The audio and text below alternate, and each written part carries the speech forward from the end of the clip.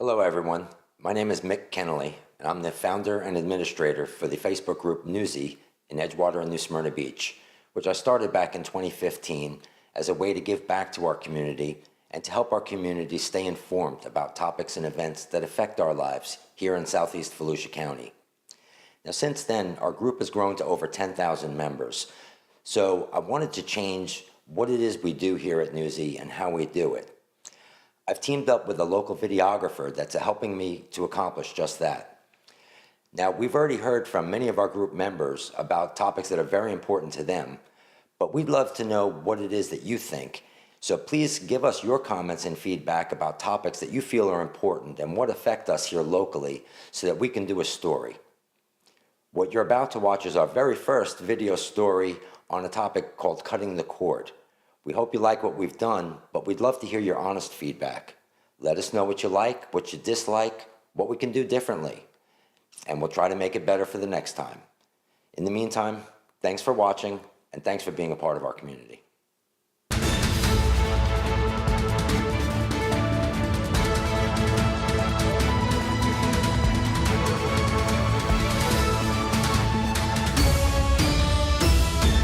Hi, everyone. Mick Kennelly for Newsy 386. How do you like your TV programming? Seems today there are literally hundreds of channels to choose from with cable and satellite providers, and you can even record your favorite TV shows and watch them whenever you want. So why are so many people looking to cut the cord with network providers? What does it really mean? After hearing numerous complaints on our Facebook page regarding the subject, we decided to inquire how people really feel about it and to share with you the pros and cons of what it means to cut the cord. Well, firstly, my view is I've not had cable and I've got a cable box, but it's not plugged in. I have to have cable to have my internet. I've got Comcast internet, so pay whatever that fee is, that nominal fee for the cable, the basic cable and then the internet, but I've not even got my box plugged up. I primarily, I'll just stream or, Hulu, Netflix, HBO, all that sort of stuff. And there's not really a reason to have cable other than I like my local news, but I can stream that online as well. And yeah. I have to use Spectrum, which I object to highly, because they're increasing their rates. And this is an issue that's coming about, as I understand it, in the Congress now. Something about these providers need to be more controlled through regulation. Otherwise, they're going to dictate who gets what to serve their needs and not needs to be public. It's getting too expensive. They just raised it up $20, and they said next year it'll go up another $20. Well, my daughter has talked us into looking into Hulu and Amazon and Netflix. So I think what we're probably going to do is after the first of the year, we're going to switch over to that. We're still going to probably have to keep the Wi-Fi for our computer and stuff, but so that's just it. We just don't watch a lot of TV, actually. I don't, but maybe movies would be better. But at least we will have more of a selection of stuff that we can watch and not have, the same, a lot of channels that I don't ever watch, so. We haven't had cable for probably over a year now. And why have you not had any cable? It's a waste of money sometimes. A lot of reruns. A lot of reruns. You felt you were paying too much money for your service? Yes. I've been with both, actually. Most recently, I had the local cable service, Bright House. Got rid of them, was not happy with their either cable service or their internet service. Prior to that, I'd had DirecTV, which was pretty good unless you had a storm. Before that, I even had AT&T's UVerse, which I thought was wonderful. It's a great service. I'm not ready to switch over to a complete streaming service right now. I do like programming TV to a certain extent. If I'm out somewhere at a friend's house, family member's house, I'll sit down and have no problem watching TV other than the commercials. But I like being able to go on, pull up what I want, and it's right there online as well. So I like that option. It saves me a whole lot of money. We subscribe to Spectrum. Okay, so do you use Spectrum then for all of your TV needs? No, we also use Hulu as well, so we kind of bounce between both of them. Well, we kind of find that even though we have cable, we get cable because it's packaged with our internet, and then we still use Hulu because Hulu provides the shows we want to watch when we want to watch them. And we don't find that same flexibility with the cable. We don't have time to watch it, number one. We're not home that much. With the children, I don't want them watching commercials or even seeing the news, and I just don't want the TV on all the time.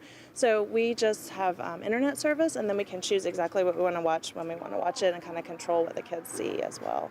We have an outside antenna hooked up. And we cut off Spectrum totally and went with a new provider called Compass just for internet only. You happy with your decision to cut the cord? Absolutely. Is there any reason that you would go back? No. Never. Okay. Next, we interviewed Evan Klasinski, who owns a company called Cut the Cord in Port Orange, Florida. Evan explains to us exactly how he is able to help consumers reduce or even eliminate their cable or satellite bills.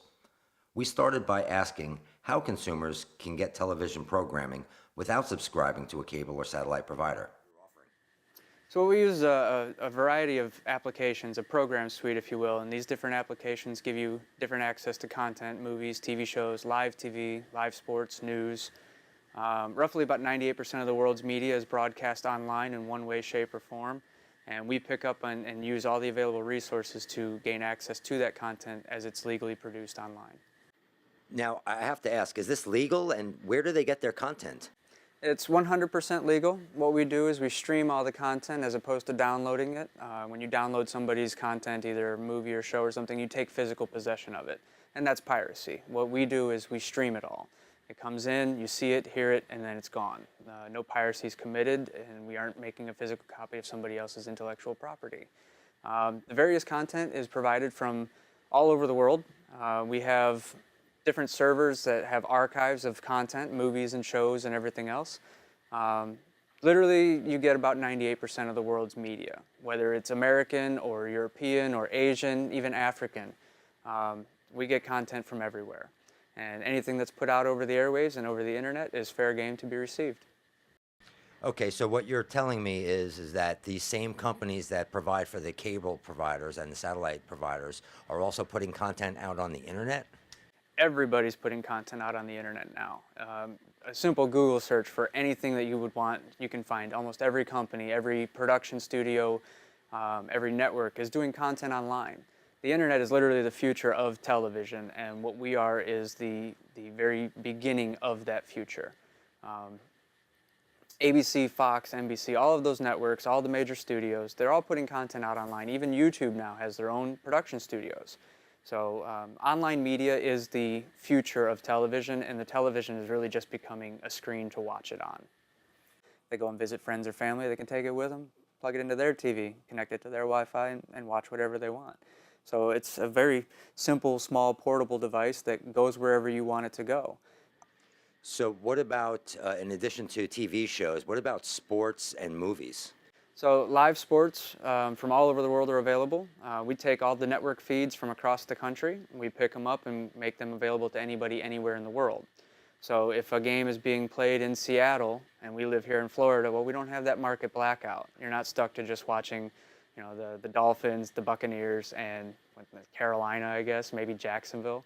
We're not stuck to just those games. We get them all. Same for baseball, basketball, and hockey. We don't have market blackouts because we pick up the signal from wherever it's being broadcast from.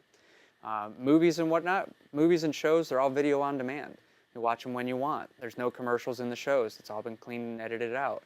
So, you know, an episode airs live, and 30 minutes later, you're watching it in the comfort of your own home with no commercials at your own leisure, or the next day, or the day after that. Just pick it up and watch it whenever you want. Is a separate internet connection needed in order to stream these shows through this device? An internet connection of any kind is all that's needed. For the most part, with the Fire devices, you have to have a Wi-Fi connection.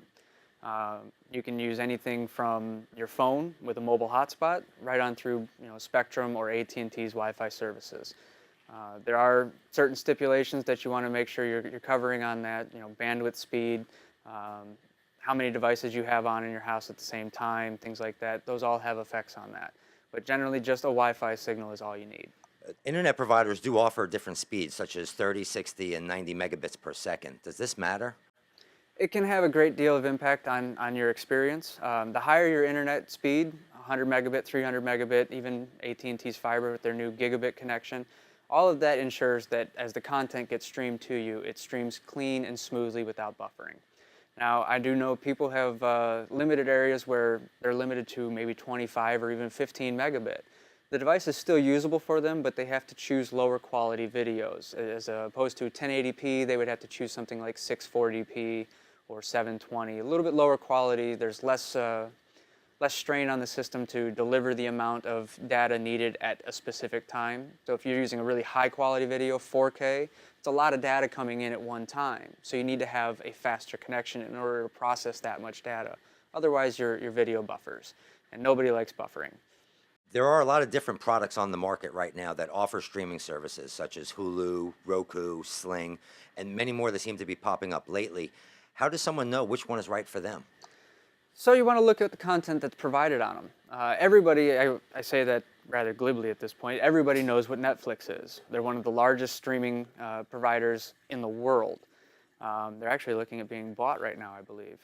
So you have Netflix, you have Hulu, you have Amazon Prime, you have Sling TV, DirecTV Now, and the other major cable providers are moving towards streaming services, where they have their own applications on devices like the Fire Stick, where you can sign up for $35 a month and get 125 channels direct from DirecTV. It's not a bad option for some people who are willing to or who want to have something a little more familiar to them, because the DirecTV app gives you something almost exactly like what you had on your box. And the right streaming service for you depends on what it is you're interested in. Some people who don't really care about sports don't need to have that portion of it, so we can focus towards what they want. Applications like Terrarium and FreeFlix, which are just movies and shows. And then for this hardcore sports fanatic, we have so many options available for them to choose from, and they're all free. So the more options you have that don't cost anything, it's kind of a happy win-win situation there. So if you want ESPN and NBC Sports and things like that, we have those available as well. And it's all part of the same software suite package that we install. So if somebody wants, they can customize and say, hey, I don't need all that, and we just eliminate that from the installation.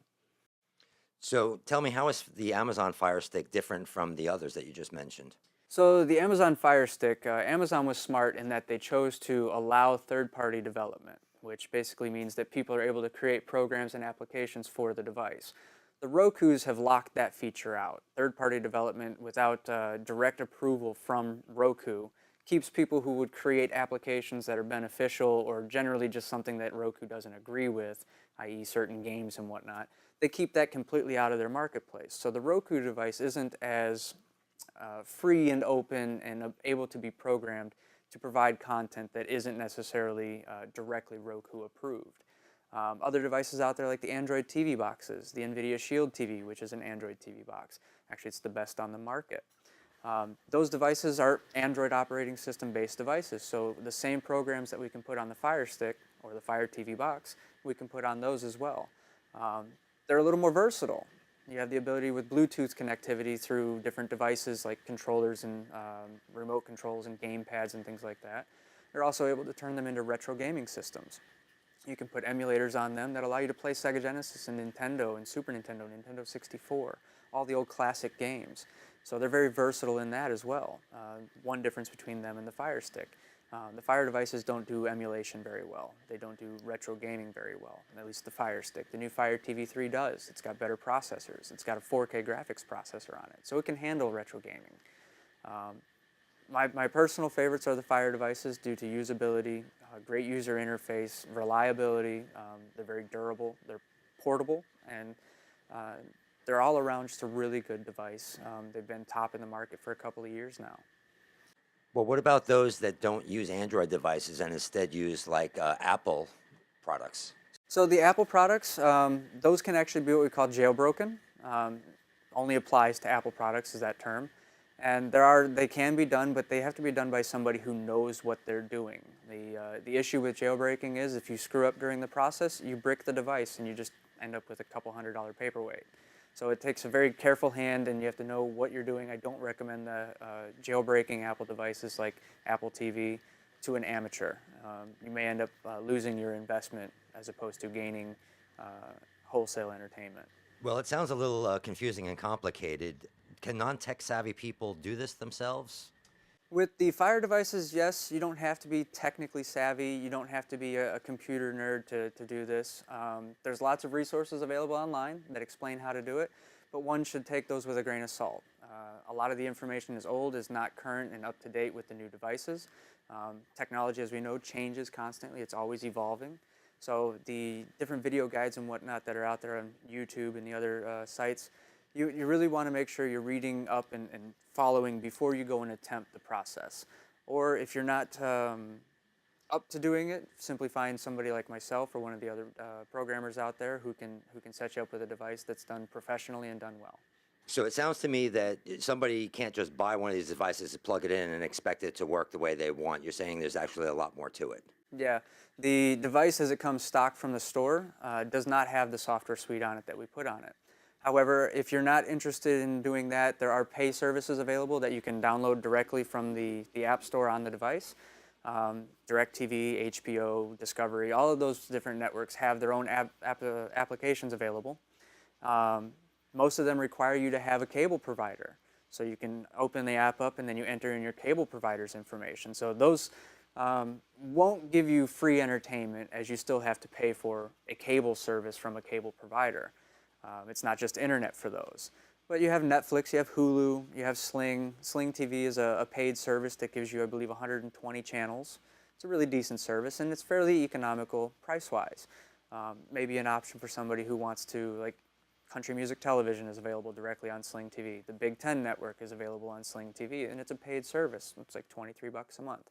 So it's not going to work the way somebody would think if they saw an advertisement online that says, hey, this gives you free TV and free movies and everything. So they go to the store and pick one up. Well, it's not going to have that software on there, so it's not going to give them what they were expecting based on the advertisement they saw. They need to have the device programmed. So the average person can save between $100 and $150 a month. For those people who are paying about $180, their final bill each month will be between $60 and $80. For those people who are paying, $200, $300 a month because they've got all the packages, they can expect to save even more, dropping down to just internet. $300 minus 80, it's $220 a month. That's a nice chunk of change for somebody who's paying a lot every month. So as you've heard, consumers have many choices when it comes to how they receive their TV programming and how much they're willing to pay for it. Will this be an end of an era for satellite and cable companies as we know it? Or will we see a change in the way they're providing our TV entertainment? Only time will tell. But until then, isn't it good to know that we have alternative options? Thanks for watching, thanks for listening, and thanks for being a part of our community. I'm Mick Kennelly for Newsy 386.